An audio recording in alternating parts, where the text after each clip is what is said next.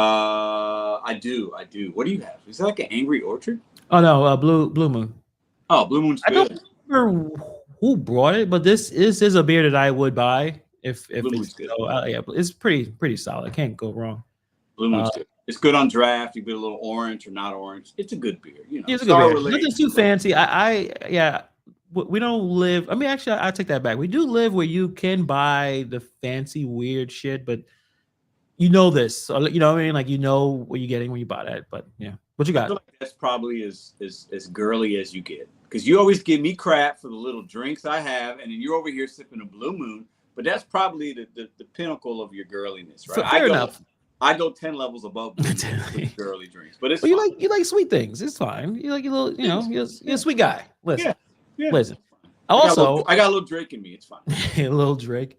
Well, Drake is falling off heavily, man. Like, well, hold on. Did you hear the new song? I've stopped listening to. I know he released a bunch of songs. A lot. He released, yeah. Why I haven't checked out, so I don't know if it's on the radio. I've heard it. Is he still singing? Like this? No, this is not singing. I saw something yesterday. I don't know if it's a bunch or not, but I saw like a little track. I saw it on TikTok, but people were reacting to it. It's a song, and it sounds pretty good. This is like round 2. Some people are saying. So I don't know if it's I did hear some of that. Good luck to him.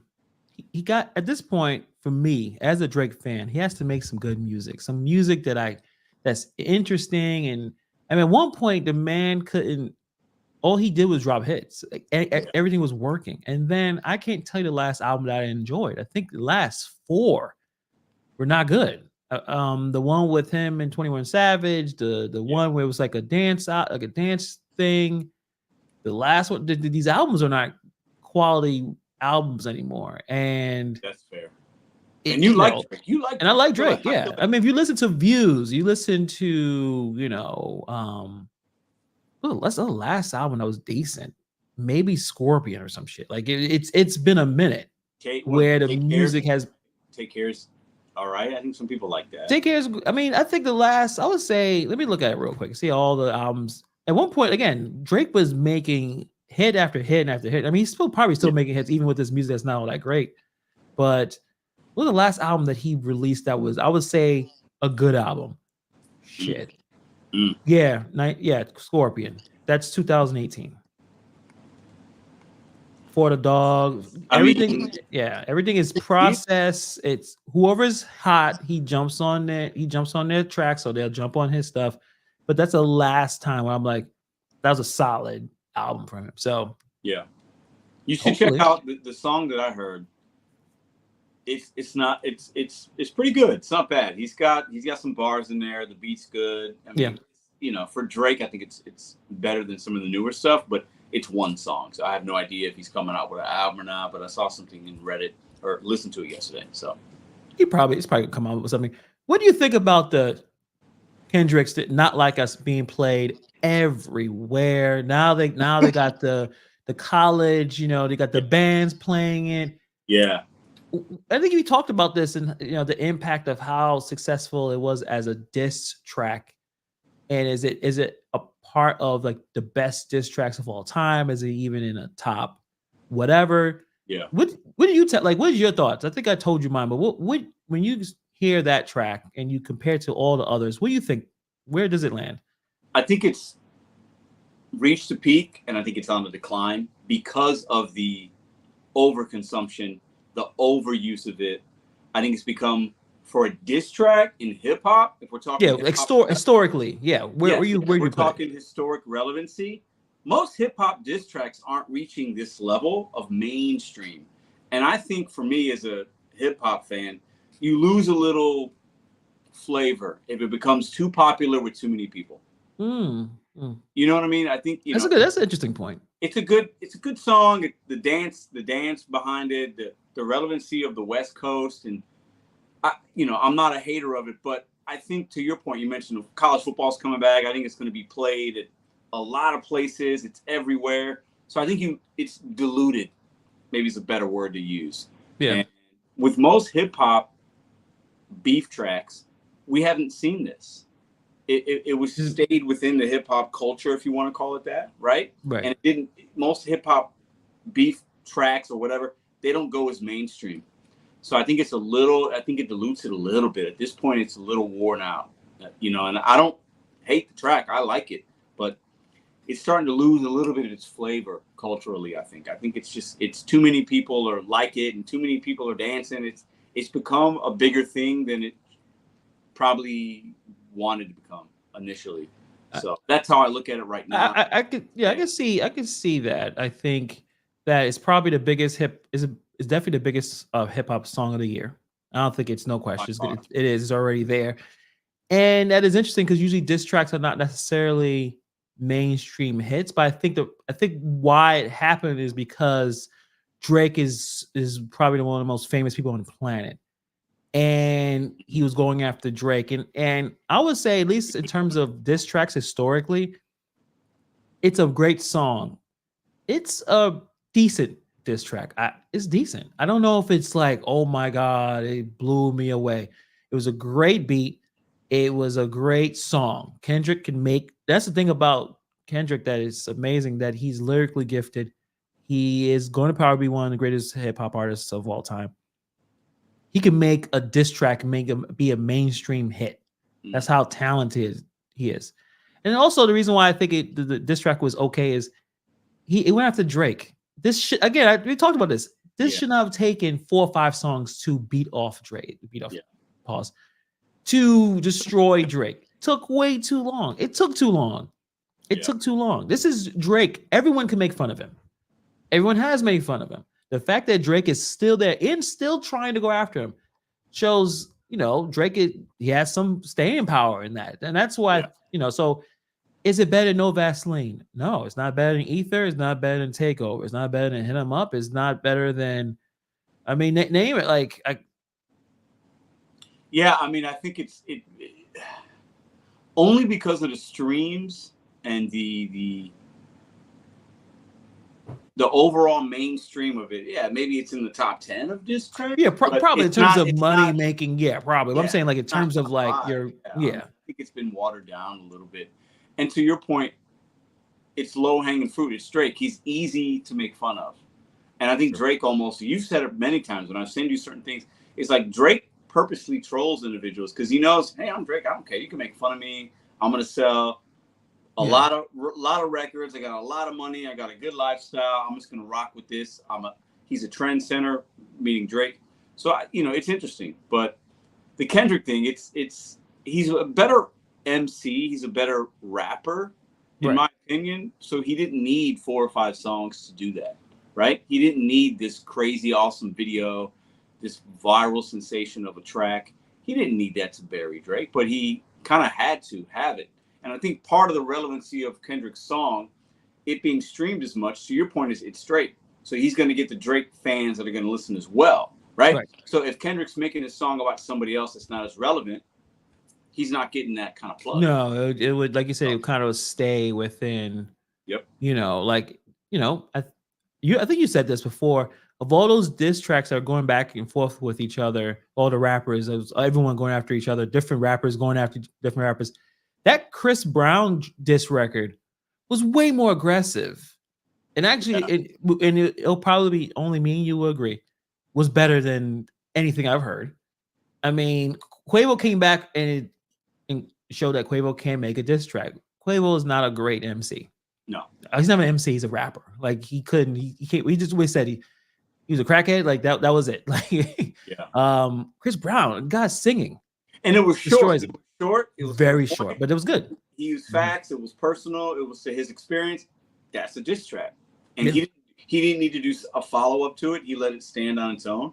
So we got to give Chris Brown a little bit of flowers. It's kind of crazy. Yeah. He's an R&B and he's a dancer, but that was a good diss track. If you look at it just on diss track and what a diss track is, it was solid. It was, yeah. He beat a guy who raps for a living, right? Like Quavo raps for a living, and Chris Brown's a piece of crap in my opinion, but people like him. People love him. I don't forget what he did. But people do. You're talking about Rihanna. That's why Rihanna is the queen of my island of Barbados, so I can't forget. I won't forget. As you should not. Yeah, Shout out to ASAP Rock. ASAP. Oh yeah, actually, shout out to what's the guy's name? Hold on a second. I got the picture. Shoot, I think I had a picture of the a dude that he is dating Megan Thee Stallion. Is he? Oh yeah, from the Bulls. The Bulls. The Bulls great Torrey Craig. You know this person? Torrey Craig. Come on. Don't you care about the Bulls? I don't know Torrey Craig, bro. You got to put a picture up. Yeah, I got no idea who he is. No. What do you mean? How dare you? What are you talking about? This is first. Well, then she fell off. Why is she dating some guy that you don't know? No idea. If you looked up his stats last year, he is not a starter. I know that, and I don't know who that is. But I'm sorry, he's starting in life. Okay, he's starting because Megan is. I feel like he's doing very well. And it's gone along, but yeah. She may be just talking to him. He averaged last season 5.7 points, 4.1 rebounds, 1 point. We're laughing. He's a professional basketball player, but in context, right? 33 years old. 33. He's been there. He's been in the league. Oh, he's been all over. He went over. He's probably played on 5 or 6 teams. Probably. He went overseas. He went to different places, and he's been on and off different NBA teams since 2020. But apparently he's dating Megan Thee Stallion. So congratulations. Listen, if we're talking female rappers, and we're talking just not how they rap, but like just how they look, is Megan Thee Stallion number one? Yeah. I'll go with that. Yeah. Just a natural looking, good looking person. Yeah. They don't seem like she has any work done. Maybe if she does is minimal, but just a naturally good looking person. She looks Everyone good. else, you don't know what they are because they've been everything is so manufactured. But yeah, definitely. I haven't heard of the song that I liked in a while. Not like her flow, but it's just very repetitive. A lot of those female rappers, the Glorillaz, and there's only one song I like from Glorilla. Other than that, everything just sounds very similar. Ice, was it? What's the girl's name? Ice the Spice? One that yeah. Oh, the one. Hold on. Can we No, I'm not saying it. She fell off. She has fallen off. That's the one they did. You can tell. One hit wonder, 15 minutes of fame. It's done. Yeah. But you're Sexy Red. I know you don't like her. She has more personality than most of them. She has personality. I'll give you that. She's got personality. She's very in the interviews and the little bit I've seen. She's interesting. She's interesting. She's got some charisma. Right. You know what I'm saying? She doesn't take herself too seriously. I'll give her that. She does embrace the nonsense to a point where she's probably doing it because it pays. Yeah. She could be just ignorant too, but I would say if I don't see them doing stupid things off the court, but if they're not breaking the law or doing dumb stuff, like the way Blueface and that his girl keep going in and out of jail. If I don't see them doing that, that's a good sign that they are kind of playing the game. They understand this is their image. It may not be the most positive, but they're riding the wave. They're riding the wave. Right. Which is the game. Yeah. I can't complain about that. She's done, Sexy Red she does good hooks. Hip hop and especially mainstream rap, the stuff that the kids care about. You gotta, as long as your hooks are good, you got the beat, you got some anthems, you talking about the shit that they give it. Yeah. You'll do well. Ice Spice just fell off. Drill rap is very redundant, and Pop Smoke was the only guy that had a unique voice and unique style. And once he left, the other, because his voice fit drill rap, because drill rap comes from mostly the UK or the Chicago, deep voices, very aggressive. The problem is so much, especially over here in Brooklyn and Bronx, not everyone has that deep Pop Smoke voice. So you hear it, that doesn't sound like a drill rap. You sound ridiculous. And then they also talking about the crimes they are legitly doing to each other. You think most yeah. And the drill rap here seen in Brooklyn and Bronx, they are talking about crimes they're committing on wax. Because I feel like there's been a lot of, at least in the past, if we go back 20 years, 30 years, whatever, a lot of rappers were backed behind real gangsters, right? And they were talking about the things those gangsters might have done. But they weren't, some at least, weren't living that lifestyle. But you're saying currently some of the drill rap, or at least the last 5 years, you think those guys were really living that life? In Brooklyn and the Bronx, there has been many basically Rico type takedowns. Shout out to Dash Theory. Ice Spice Wola has she would always have an audience. It's just her face is not expressive. We'll just keep it that way. Well, no, tell me how you feel about it. Tell me how you really feel about it. I think I just did. There's like Rico takedowns, meaning that they're arresting multiple guys, multiple girls, and saying that these are gang enterprises. Yeah. And most of them, and many of them are drill rappers, talking about the things they're doing. Also going on Instagram, flashing the guns, flashing money. Yeah. Our youth is the stupidest group of people. Like, they don't understand that what you put on all these devices, there's authorities looking, and they're going to connect dots, and you're going to go to jail. So many drill rappers, especially here, especially in the Bronx, going to jail. Ricos. And you got the whole young thug thing, right? He may get out. He may get off of that. He may get out of that. He might. I don't know if you've been following that case. It's ridiculous. I haven't followed it. I know very little about it, but I know he's dealing with something. I know Little Baby. Something happened with Little Baby this last week. He's got some kind of gun charges penned in or something like that. I think some of these guys are definitely living that life. Other ones are wanksters, as some would call them, right? As 50 Cent would coin them. I think there's some of that. It's hard to really say. I think shout out Pop Smoke. I think Pop Smoke would be one of the bigger artists right now if he was still alive. So R.I.P. to him. Yeah. I think definitely. He would. I think he had the talent, the charisma. He was in a movie. He played in that Adam Sandler movie, I believe, about basketball. I think he was in that, or he was in something. But Pop Smoke was up and coming, entertainer. So shout out to him. But I think you're right about the drill music. You're definitely right about Megan Thee Stallion. I don't know about y'all in the chat. I think she's top tier as far as female rappers for me. Yeah. Because the rest, the other ones are, they're good looking, but they're a lot, your Nicki Minaj's and your Cardi B's. Yeah, it's a lot of process, a lot of doctor visits, and to each his own. I'm not against any of that. At least you know what you're doing.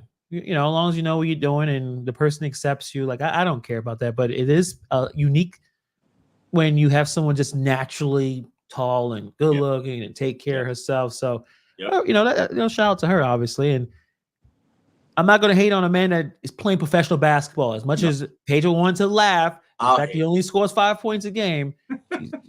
He's 6'5", 220 pounds. He could beat all of us up. Listen, he's winning in life. If you're in the NBA playing for the Chicago Bulls and you're dating Megan Thee Stallion, even for a week, you're winning in life, man. And listen, this might be a good segue because I sent you something last week. Our man Jaylen Brown. Let me just talk about this guy for a second, okay? So Jaylen Brown, Boston Celtics, wins the NBA championship, Eastern Conference Finals MVP, and Finals MVP. Some thought it should have went to Jason Tatum, but he won it. He doesn't get picked for the Olympics, but whatever. He goes around all over the globe with his trophy. He's doing this. He comes out with a song last week. He's a rapper now. Like, this guy won 2024. As far as professional athletes, I don't know if you can have a better year. You win a championship.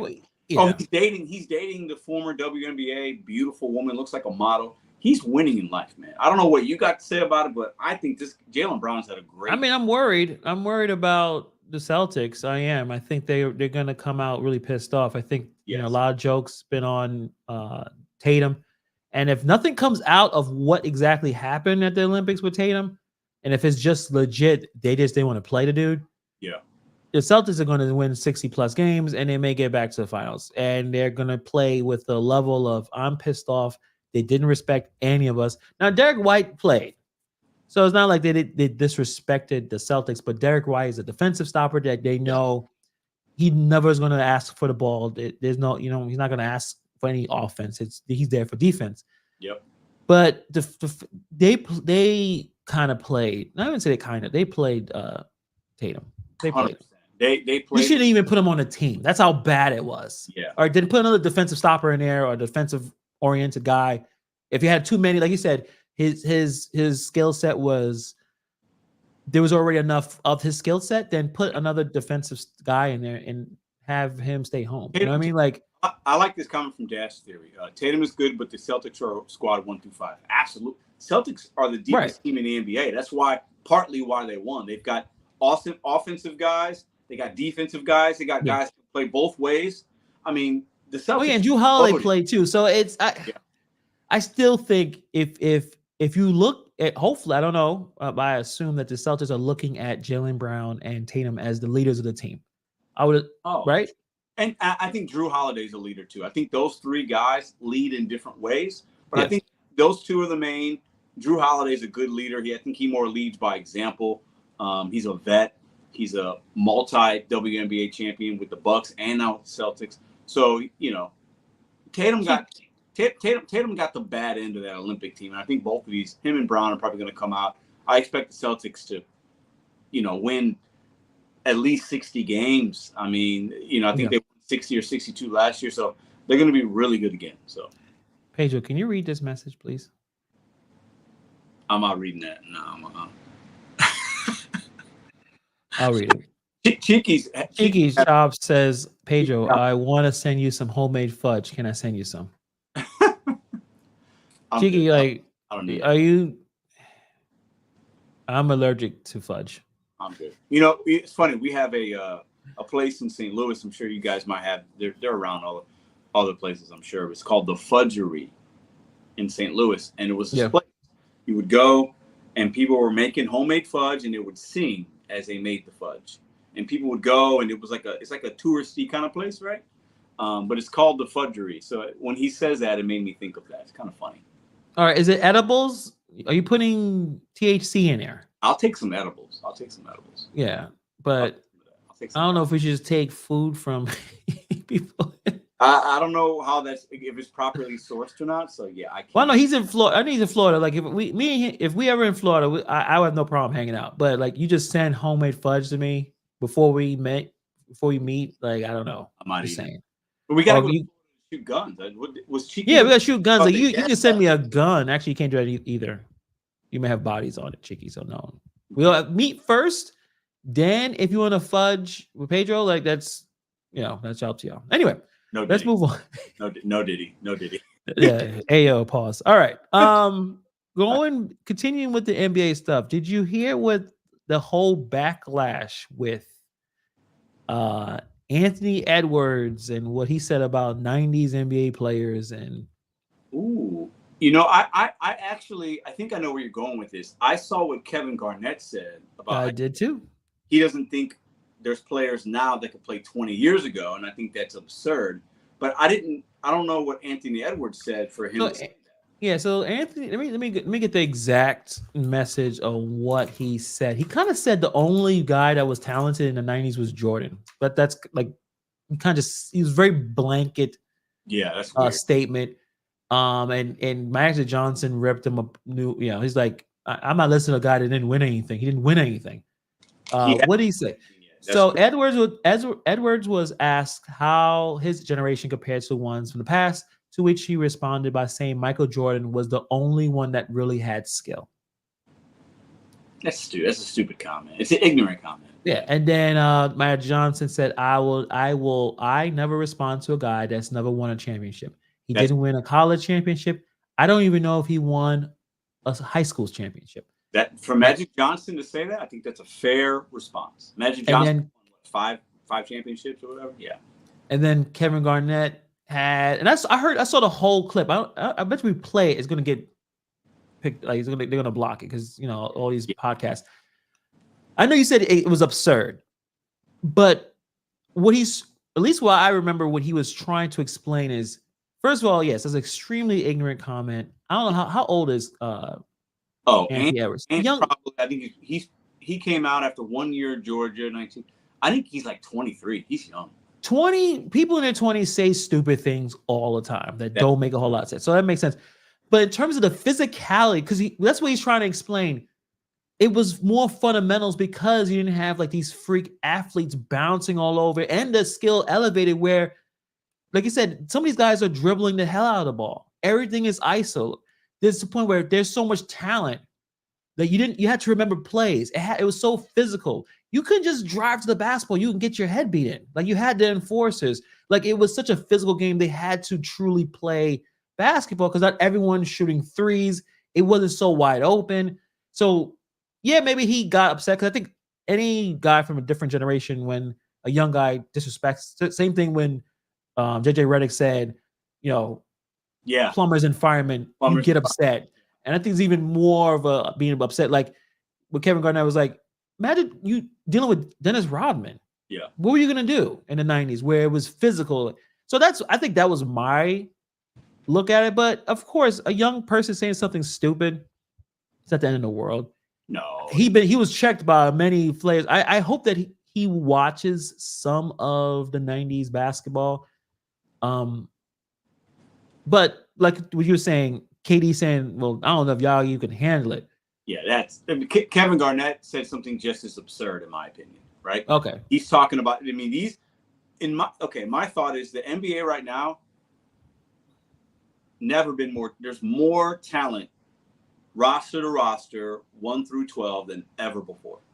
I think there are a lot of guys that are not even superstars right now that might be a superstar in the 90s just because of their skill set. The game has changed. And I think you could say that for any sport. NFL, right? You could take guys that are playing right now, wide receivers, running backs, quarterbacks, plug them in the 70s and 80s or 90s, and it'd be like, who is this guy? Like, he'd be the best thing ever, right? So I think you could do the same for baseball.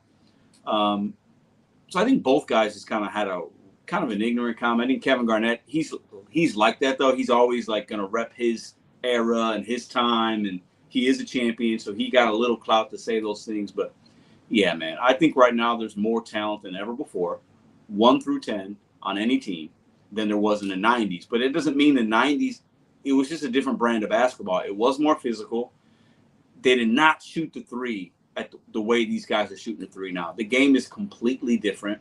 You didn't have centers shooting 3-pointers in the 90s. You just didn't have it. It was maybe, you just didn't have it. So the game is completely changed. It would look weird. If I saw Patrick Ewing shooting threes, I was like, what the fuck are you doing? I mean, in the 90s, I think we had overall better center play from a fundamental standpoint. Okay, we can name 10 guys that were centers. These guys weren't shooting threes, but they were back to the basket. They were shot blockers. They were, good offensive players. Now you got centers. It's a stretch 5. You got guys that are centers facilitating offense, starting at the top of the key, bringing the ball up. We didn't see that back in the day. So the game is just different. And you like how it is. Like you like it. Like compared to the 90s, what you would prefer, this or the 90s? It's different. I like the 90s because I grew up watching that, and I do think there was a different type of mentality. These guys weren't trying to be friends. It was a little more competitive in different ways. But I think right now, the day and age that we're in, the superstars that we have, I'll say this.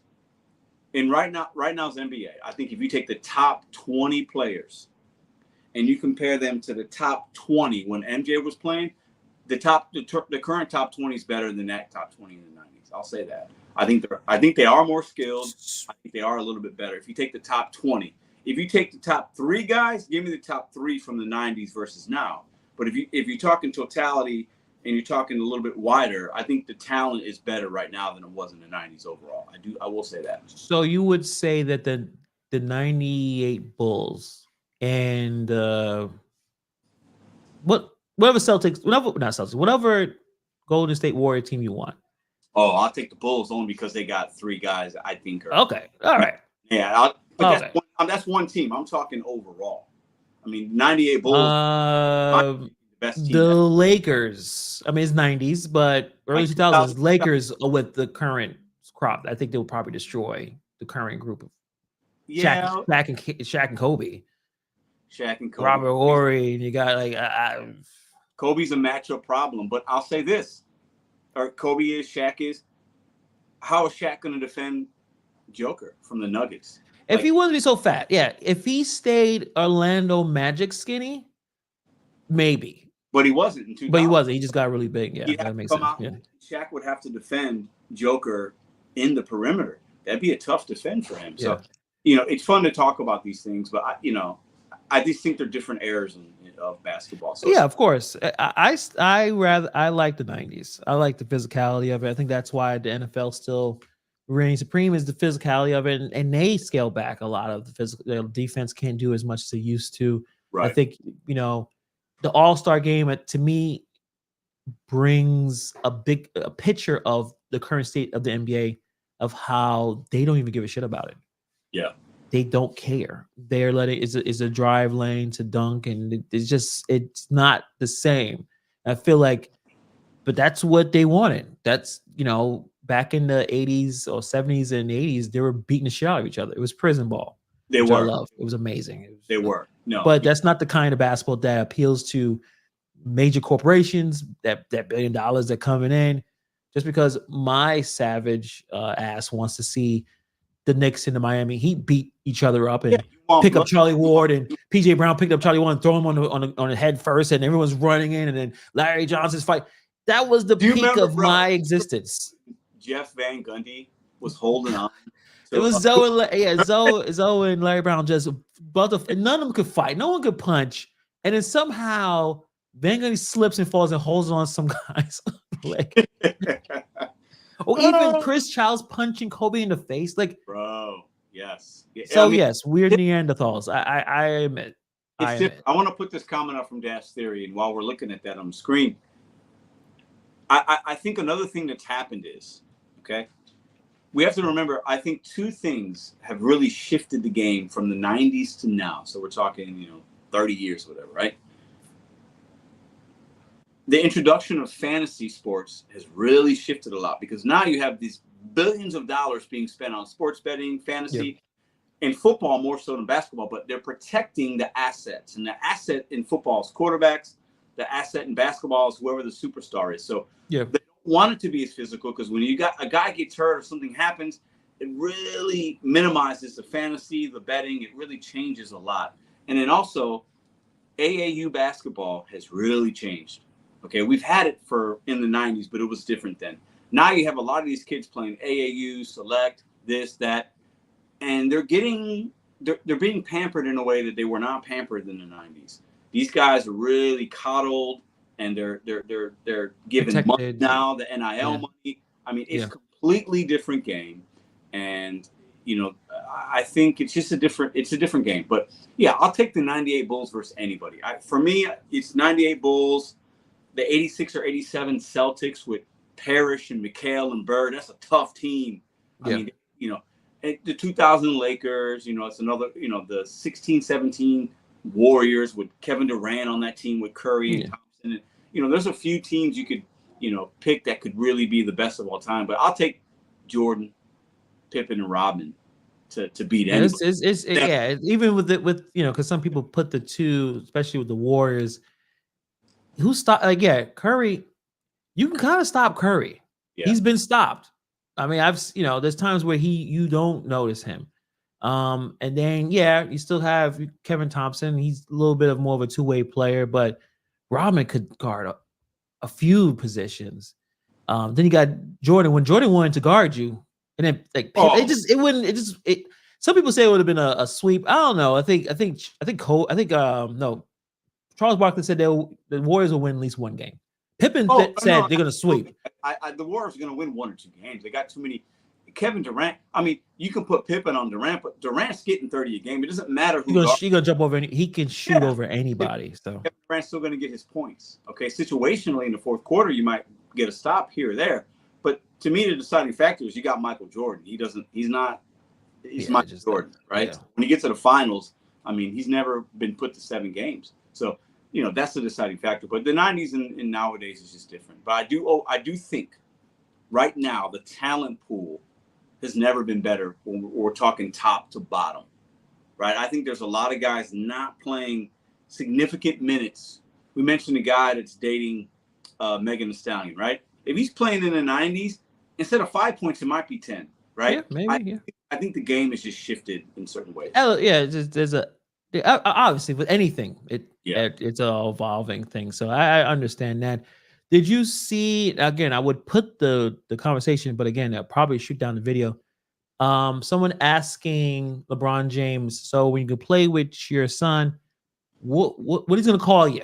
Yeah. Call you dad, daddy, Bron, and he was like, real quick, can't call me dad. Once we get through into the facility, you gotta call me dad. What is your opinion on that? Before I put on mine, what's your opinion that they had this conversation and you can't call? He's like, you can't call me dad. You gotta call me Bron or 2-3. I forgot what he said, but no, he said don't call me dad. He said Bron. These were the options from what I saw: Bron, 2-3, or Goat. The Goat one was kind of funny to me. Yeah, that's a little weird. But I agree with him. You can't be calling, hey dad, pass me the ball, I'm open. Like, nah. You can't do that. But I think it's interesting. I think it's actually kind of cool. We mentioned this before. I think I'm the minority in some ways on this. I think it's going to be really awesome. You are a minority, yes. Yes, I think it's awesome and amazing that we're going to see a father-son play in the NBA. To me, we're never going to see it again. It's never happened. It's possible we'll see it again. We're not going to see it again. We have to understand something. Oh yeah, because the difference in ages and how long the guy. Yeah, that makes sense. Is going into his 22nd season. There's one in the history of the NBA. There's one other guy that's done that. His name is Vince Carter. Yeah, Vince Carter. Yeah, and he definitely wasn't at that level. And when Vince Carter was in his 22nd season, he wasn't good. LeBron's still very good, right? So I think the longevity, we're never going to see that again. You know what I mean? I like that. Yo, old fuck, throw me the ball. Yo, listen. Ball. no, there shouldn't be any rules. That's your kid. That's your father. You're gonna, no matter what kind of weird arrangements you're gonna have, that's your dad. You call him dad. So there it's Friday night game versus the Warriors, and Bronny's like, hey dad, good pass. You think that's what he's gonna call him? No, he's not. But I'm saying, why not? What do we do? What we hear? Like, are we all gonna pretend that everyone is just regular? This is just your teammate. That's your kid. You're telling me they're playing right. They're on the court, and Draymond elbows Bronny in the face. Ooh. Maybe not Draymond, because I don't think Draymond would do that, because Draymond and Bron are actually close. Some random regular dude pushes or do something extra weird. You telling LeBron's gonna just sit there and take it? LeBron's gonna be like, well, that's the bricks. That's the NBA. Or he will get more aggressive than usual. So certain people are gonna go after Bronny because he's Bronny. Yeah.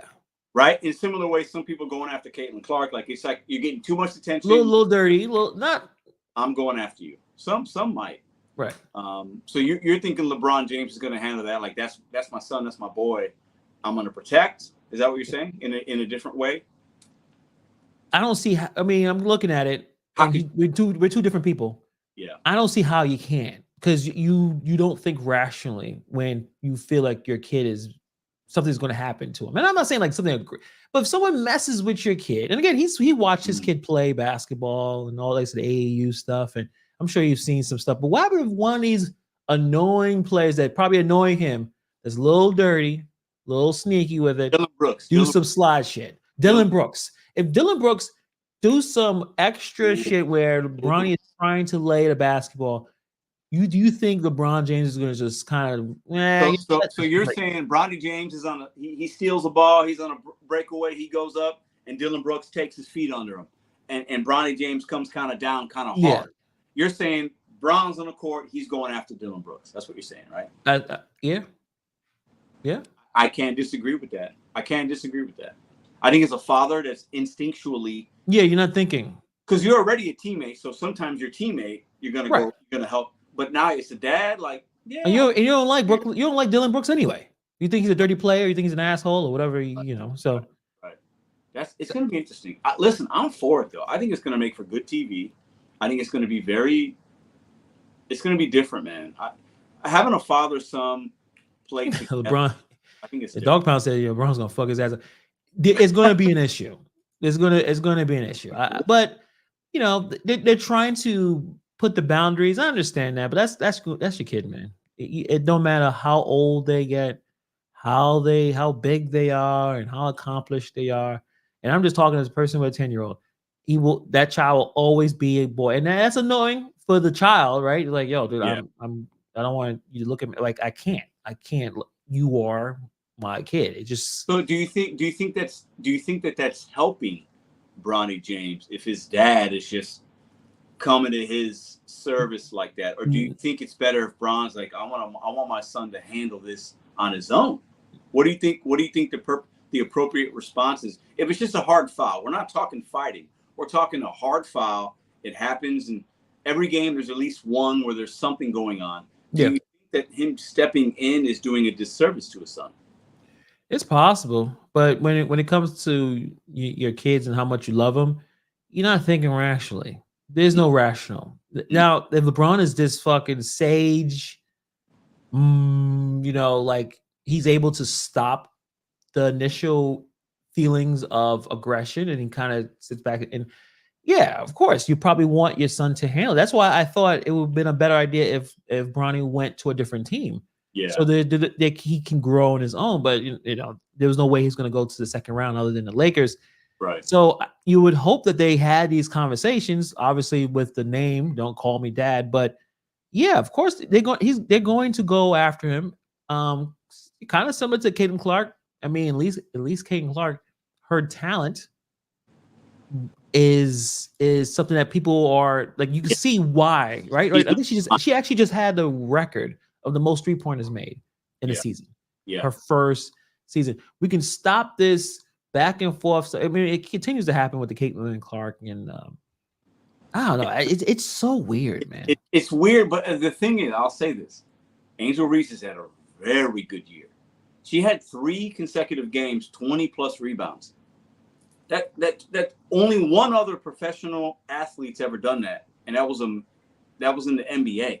So she's having a phenomenal year. If Caitlin Clark was still playing in Iowa, Angel Reese is the rookie of the year. But it's just a little bit of bad luck. They both had great years. And Clark has been balling. The last month, she's been a top 5 player in the NBA, in the WNBA. She's that good. Yeah. She's the future. And Angel Reese is great. And great rebounder. She plays really aggressively, and got different games though. Different game. Yeah. But Caitlin Clark is next level, and people need to understand that it's a next level thing, and you need to embrace it. Why the NBA players all embrace how amazing Caitlin Clark is? It's weird. And all the WNBA, like apparently Cheryl Swoops has a podcast. She was a Hall of Famer basketball player, played for Houston Comets, gold medals, all the accolades, like one of the greatest women basketball players of all time. Mm-hmm. She was talking about how great the team was and did not mention Caitlin Clark's name. It's crazy. It's impossible. The Indiana, I'm going to call it now. I've said it. Maybe I said it last week. No, you have. Yeah, you just see it. You said it. Well, yeah. They're going to be in the playoffs. Yeah. They're the hottest teams in the WNBA right now. Nobody wants to play them. They're electric. They play fast. They have Kelsey Mitchell, which is actually a better scorer than Caitlin Clark. Aaliyah Boston's playing good. They got Katie Lou Samuelson. They got role players. They are that is a tough out. They're young. They're aggressive. They play at the fastest pace out of any WNBA player, any WNBA team. They play at a very fast pace. Nobody wants to play them. Now, I think the New York Liberty is a better team than they are. I think the Aces are more seasoned and better, but they've been a little down this year. Connecticut's good. But the Indiana Fever are in the playoffs. Nobody's going to want to play them. And they could win a series. And I'll say this as well. Next year, the Indiana Fever they're going to be a contender.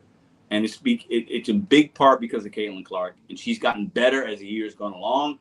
She's coming, and a lot of women don't like it. A lot of people have been hating on her. They're going to continue to hate her. But at some point, I think it'll shift because I think people will start to recognize that she's a dog, man.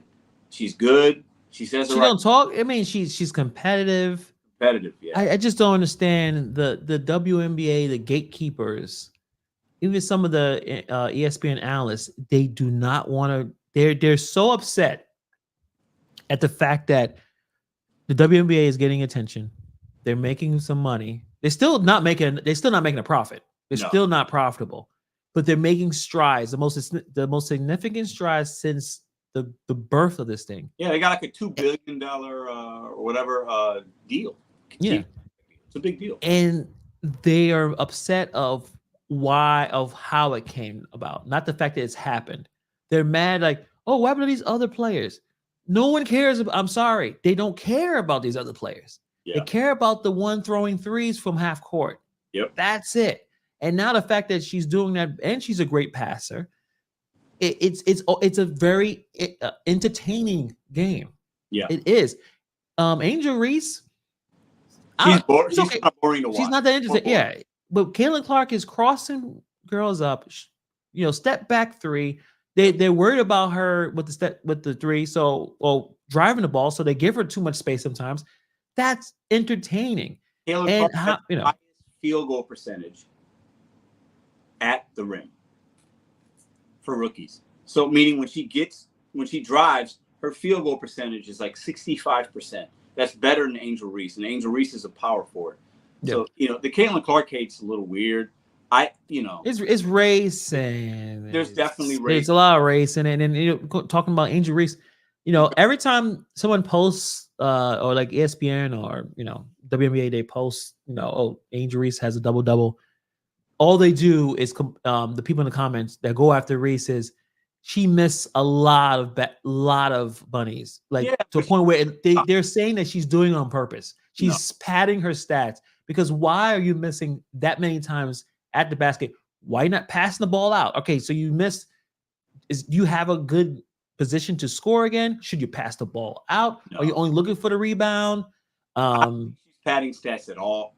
I think she's not as skilled as some other people that play her position when it comes to. We got to remember, when she played in high school and when she played at Maryland before she went to LSU, right? We know her as LSU. Most people don't know her as Maryland, okay? Yeah.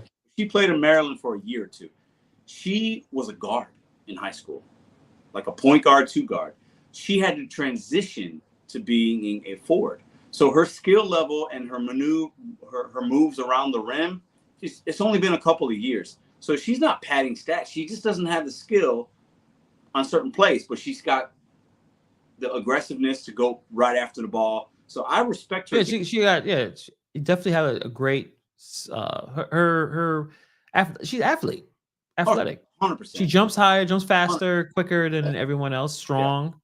Yeah. But yeah, her fundamentals to shoot the ball needs work, obviously. I want you to read this comment, because we talk Curry about got the light skin treatment when he came on the scene too. Yeah, but I mean, to be honest, I wanted him to be on the Knicks. Clearly, he got picked up before Knicks picked up some guy that no one remembers anymore. So the Knicks passed on Curry, right? I think Curry got there before. No, Curry got picked up before. Okay. The Knicks had a chance. But Curry came on. Remember, when he went to the Warriors, he wasn't going to be the guy. They already had a guy. It was Monte Ellis. Monte Ellis was the guy. Yeah, it took him 2 years to kind of get there. Yeah. He would get a lot of ankle injuries. He was injury prone, especially kind of early on. So I don't know. I'm trying to figure out what's a good comparison with the Caitlin Clark. Caitlin Clark? Some people say Larry Bird. I mean, maybe. Well, yeah. I think Larry Bird got a lot of love coming in. Him and Magic both got love for different reasons. Caitlin Clark, I don't know. I think it's interesting. It's like a unique situation. I think it's a little bit unique, because I think the one thing we got to remember, there's been other women that have come into the WNBA that have looked like or have had equal success as Caitlin Clark. There's a lot of white. I mean, going back to the race thing, there's a lot of great white and WNBA players. Breanna Stewart won 4 championships at UConn. Came in. She's won, I think, 1 or 2 with Seattle before she went to New York. Sue Bird. Tarazi White. I think she's right. Yeah.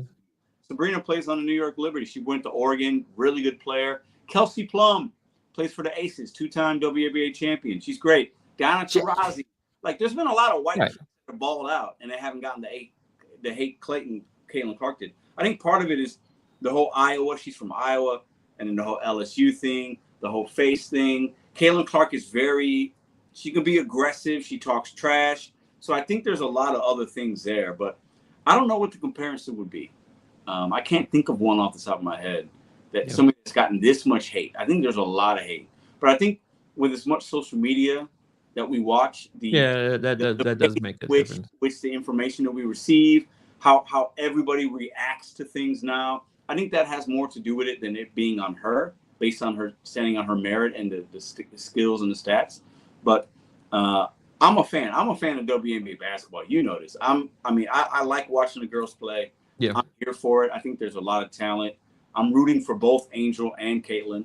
I think I like them both. I mean, they're doing well. Angel Reese got another endorsement. I think Reese's endorser, which it made sense. Last name is Reese. I think one of the biggest problems is the WNBA and their attitudes. Some of the players, when it came to certain situations in social media. So when Andre Iguodala said, "Oh, number 24 is nice," and then the person that was 24 was like, "My name is so and so. Get it right." It was like, and Andre was like, "Okay." Like there was a few like angry, aggressive ways, and then when they complain about getting paid and it like. I know they play basketball, but they should know basic economics. You're not making enough money to get paid. So like a lot of goodwill has been tarnished by some of the attitudes of some of these basketball players. If they all acted the way Candace Parker acted or behaved, the way she's amazing and is a great ambassador of the game, and she doesn't seem to have that kind of energy, I think that the league would probably, because people would like to watch it. But then you have so many way too angry. It's like, yo, you're not even making any money. No one's watching this shit. Yeah. And then the problem is when the White Hope comes in, which it is what it is. It's White Hope. It is what it is. Yeah. Even though, again, you said there's other great white players, she comes in, people love it. And and there's some people, especially the gatekeepers of the women's basketball, resent that. I think you're spot on, bro. I think you're spot on with that. I think, and we've talked about this before, right? These women wanted the attention. They went on national syndicated shows and ESPN and podcasts. We should be paid more. We're great. Watch us. Do. And then the second that they get that, and most of it is in large part because of Caitlin Clark, okay? And the new fans that started watching her and loving to see her play because it's very different, okay? And now they're butthurt about it. It doesn't look good. Embrace it. Embrace this young. It sounds like my wife. I tell you, man. Women. There's no women here right now. I'm sure none of it. Women are confusing. My son said that girls are confusing. Like, yeah, bro. Listen, you're gonna learn a lot about it and learn nothing. They're confusing. You can't tell what's working, what's not. You just hope for the best. You know what I mean? Like, listen, I'm 42. I'm still trying to figure them out. But I think it's they wanted the way, I guess. Yeah. I don't know. Like it's still organic that Caitlin Clark is doing well. There's other players that are doing great and they play well too. And why it took this to make it? Why question it? Just roll with it. Roll with what's going on. We should, but I'll say this, and we can talk about this later when it comes to fruition, because I think it will. Caitlin Clark next year is going to continue to do great things. So will Angel Reese and Asia Wilson and Brianna Stewart. They're still young enough. It's going to be a really good 6-year span, I say. But listen, we got 2 chicks coming out of the college that will be drafted next year. Paige Beckers. She's from UConn. She's a dog. She's got a huge social media influence. She's fantastic at playing basketball. When she comes in next year, along with, I think, Juju Watkins, I mentioned her before. Yeah. USC, she'll be a sophomore. When these 2 girls come in, it's going to help the WNBA. Because I think they're more respected in some regards than Caitlin Clark is and was, just because of how they handle themselves, how they look, their mannerisms. It's a weird thing, but it's the truth. So when these 2 girls come in, I think the game's going to continue to go to a whole another level. I think Juju Watkins, I compare her to when MJ came in. She's going to have that type of effect. Really? She's that good. Absolutely. She does everything on the court. And I think Caitlin Clark and Angel Reese is kind of like that Larry Bird, Magic Johnson kind of deal. And I think so basically something needs to come, like another elevated level of talent. That's what's up. I think Juju and Paige are going to come in, and it's gonna calm it down a little bit, right? And I think it's going to take a little heat off of Caitlin. Caitlin will be a 2-3 year player. I think the WNBA's on the pinnacle of some really big things, and I think it's great. So it's good. And it's, we all need to embrace that. A lot of us need to calm down, and mostly, like I said, those gatekeepers that just need to embrace the fact that there's something special is happening, and they need to embrace that. This you were talking about a little bit, Marty. Yeah. Actually, there was a comment, we missed it, that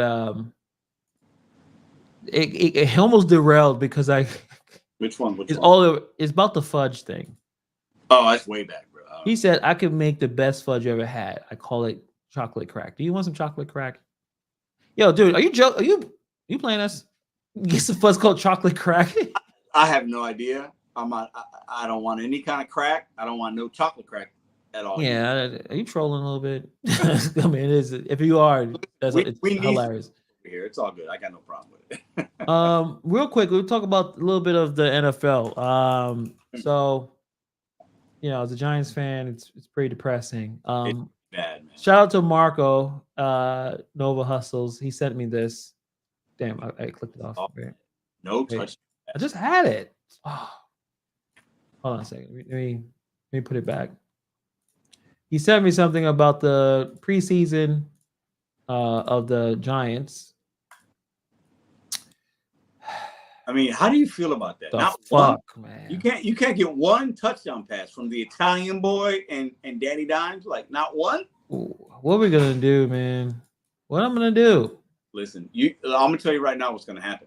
Okay, you got that Malik Neighbors guy, right? And Malik Neighbors just got the number. He's gonna wear number 1 for the Giants. I guess they unretired it. It's been like 80 years or some bullshit. But anyway, he's gonna get frustrated.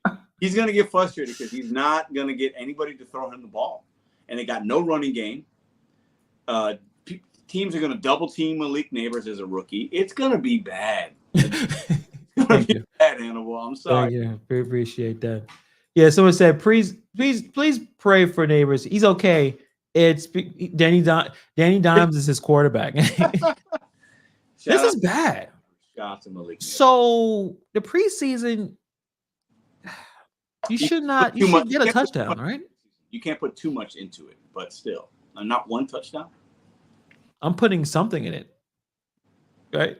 I should put. It's a bad sign. Yeah. It's particularly with Daniel Jones. He did not play well. Multiple interceptions in preseason. What I'm gonna do? How many are they gonna even win 6 games? I can see him winning 6. I can see him winning 4. I think it's right around. I think it's right around that range, man. This is terrible. Yeah. The season didn't start yet. I don't want to really. And they were really the playoffs 2 years ago. Remember? Yeah. That's a long way now from here. Well, yeah.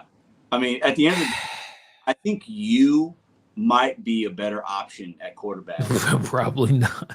I wouldn't trip over myself for running. I would say that. I would not trip over running. I might trip over. I don't think either of us could complete a pass. I mean, come on. No. Couldn't do anything. Yeah. Giggity with the really great comment. I enjoy a little crack from time to time. Chocolate crack? Vanilla crack? Doesn't matter. It's all good. Crack is crack, and I'm good on that. What Whitney Houston say? Crack is whack, right? Yeah, but she was clearly doing it. But rest in peace to her. All right. R.I.P. Dash Derry says they don't want the results; they want to be right. That's women. That's a fair. That's a woman. They want it how they want it. Mm-hmm. They bitch and complain, and when they get it, they're like, "Nah, it's not good enough. Nah, that's not what you asked for last year. You wanted attention. Now you got attention because it's not packaged the way you want. I mean, come on, it's weird." Yeah, because I think what happens is they start to think, okay, so we're not good enough. We've been busting our asses this many years and no one cared, but now all of a sudden this person. But that's just how it works, you should embrace it. And I think I forgot who said this. I think it probably was Stephen A. that kind of said Angel Reese embraces it by doing the "You Can't See Me" to Caitlin Clark, to talk about Caitlin Clark, because it's benefiting her financially with endorsements and recognition that she plays a villain role, because she's playing the game. Yeah. While the others are crying, not, and complaining and gatekeeping. So, you gotta embrace it. She came in, use her leverage, her fame and her people wanted to see it's for you. Like that's social media. I thought that's what it's supposed to be. But yeah, it's a good point. I think Angel's done it. Maybe not the way some would like, but she's handling it actually really well. I think Caitlin a little better than last year, where she was like, "I'm a sex." You objectify me, like you post pictures of you half naked, like put yourself out there. But I think that they both grown. I think Caitlin Clark's handled things really well. She's a PR dream. Like she just answers questions right. She's a great teammate. Like just want to play ball. She don't got time for that rest of this shit. Kind of one of one when it comes to that. I think she's had a lot of pressure in the last couple of years. So has Angel in different ways, but I think it's good. I like watching the WNBA from time to time. I think it's good. I think it's a good mix of drama, but also a good product. And I think that's what people like, right? This is the best season they ever had. This is their best season they ever had in over 30 something years. I think the league started in 96 or something, 98, something crazy like that. Late 90s, yeah. With the Comets won the first two or something like that.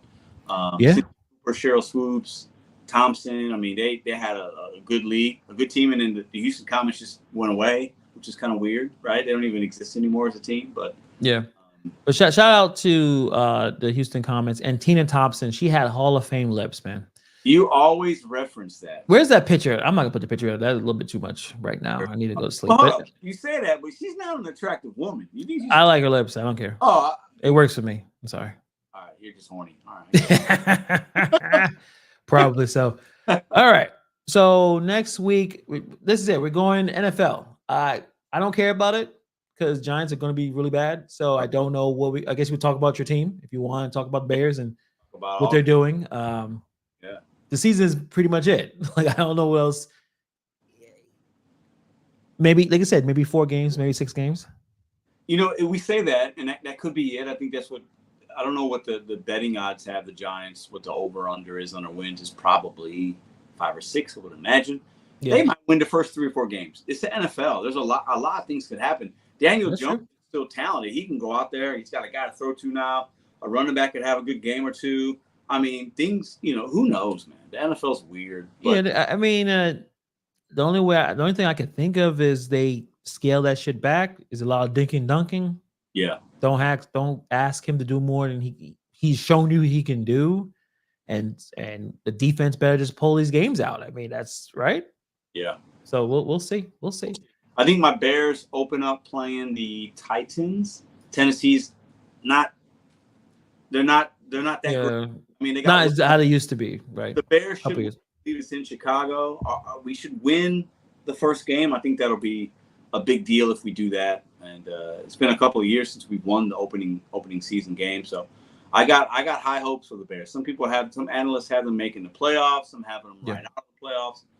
We'll see. Caleb Williams and his painted nails. We'll see what he can do. We'll see. I mean, this is a Gen Z thing. We're not going to understand it. We just gotta. That's their lives. As long as he throws touchdowns. Shout out to the Cowboys. What's the backup name? Trey Lance. Yeah, he played like shit. Fantastic. Fantastic. But Cowboys still better than the Giants. So Dash Theory wants me to search something. He says, don't search Angel Reese cakes on TikTok. Do you remember? So Jaylen Brown, we talked about him earlier. Okay? Yeah. And his girlfriend, a beautiful woman. I don't even know how to pronounce her name. She's just a goddess, in my opinion. But he had her and Angel Reese. They all went to a game together. That's his. Oh, okay. Yeah, we were. I was. Yeah, it was. We were all. I think many of us were surprised that Angel. We were like, oh wow, because you didn't. I didn't. Yo, what Shaq says, I was unfamiliar with your game. I'm sorry. When he's like, she's got it. She's got it. Yeah. So oh wow, that's funny. Noah Lyles is the QB. I want to talk about. We'll get a chance. Maybe next time we'll talk about the flag football thing. So flag football may be an Olympic sport next time, but now the NFL guys are arguing with the, I guess, professional flag football guys of who would actually win. We'll talk about it because there was some. We should always egos involved. Can tackle football players can play flag football and vice versa. So we want to talk about that. Okay, if you put Patrick Mahomes, Justin Jefferson, Jamar Chase, and Tyreek Hill on a flag football team, that team's beating anybody in the entire world. That's my take. Yeah, but it's difference between tackling and grabbing a flag. It's two different things. Doesn't matter. Nobody's faster than Tyreek Hill. Nobody on flag football team is going to jump as high and catch the ball as Justin Jefferson. Nobody. But you don't have to tackle. You don't have to tackle. You just got to grab his flag. So you know what I mean? Like it is a little different. But we can run right by those guys, so it doesn't. So are you just saying like pure athleticism, not necessarily skill, playing a different type of football? Whole nother level. Because if those flag football guys were that good, they'd be in the NFL. Maybe. So that's like saying taking NBA guys and playing versus street ball guys. Who's winning? Well, yeah, definitely. If you're saying professional, you saying professional versus amateurs, or you saying professional? Like, are professional flag football players? Yes. You're saying a professional will just an NFL player will just destroy a flag professional team. You have like the 3-on-3 league, right? The big three. We had the 3-on-3 in the Olympics, right? Right. You take those guys are professionals, right? You take any. I don't know who they were, but yeah, I guess they were professionals. Like you said, putting 3 NBA players, but it also has to be certain kind of NBA players, right? Like if you put Joe Johnson with like Michael Beasley, with Carmelo Anthony or something, maybe something.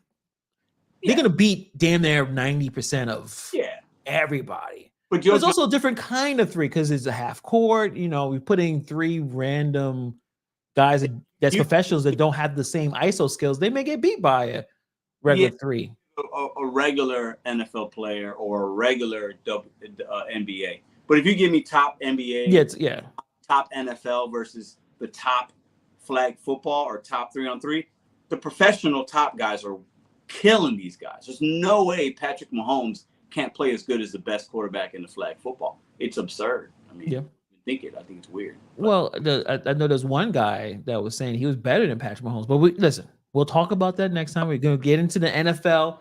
I got to talk about something else because the Giants are not going to be worth talking about. So I want to find some stories that's something interesting for me. Hopefully the Jets do something, but look at this. Look from Cliff Dog. Lord, Angel Reese got some cakes in the TikTok trend. All right, so thank you, Cliff. Thank you, Dash Theory. I'll have something to check out before I go to bed. That's a weird thing. Anyway, on that note, guys, enjoy the rest of your evening. We'll be back next week.